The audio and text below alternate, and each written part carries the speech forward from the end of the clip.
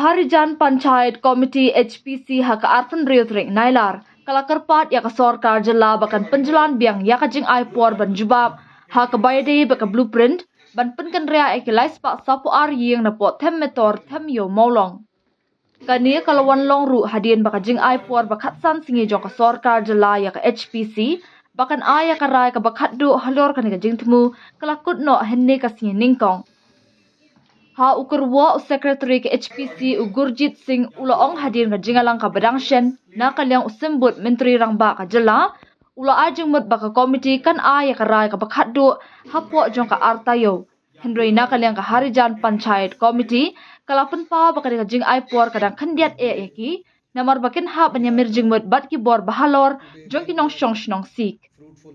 ngidan ya ka jing temu banya sulok bat ujanti dar jong ka Shri Akal Tak Sahib ka Shiromani Gurudwara Prabandhak Committee ha Amritsar ka Delhi si Gurudwara Management Committee bat ki weipat ki kinhun seng bat ki nongelam bahalor ka jingpeten nanti jongki ka de ka bakongsan ong using da ka bashim halor ki kam ki badang bun kumbalong menta bat halor ki jingkot jingmot ki baladap jongki nongelam niam sik kilapan pa bakin amla satya banya slok AA na ka benta ki ni ar ne lai tayo ki banwan ka shithi kala kadawru bahalor kini kidaw ka Harijan Panchayat Committee ka bu ka jingerpat baya ka jingalang ka babut halor kani ka phang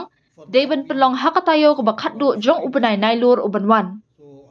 na kalyang ka committee ka kerman scam ru bakat hadu ka te kapor kinla ban ay ka jing pasngaw ka babiang ka ban pensyong nong rim ru halor ka jing sngaw jong kinong syong shnong hi baro kumtaru na kalyang ka HPC kalapan ya ka jingatroy lang jong ka sorkar jela hakabaya de bakani ka benta ong using.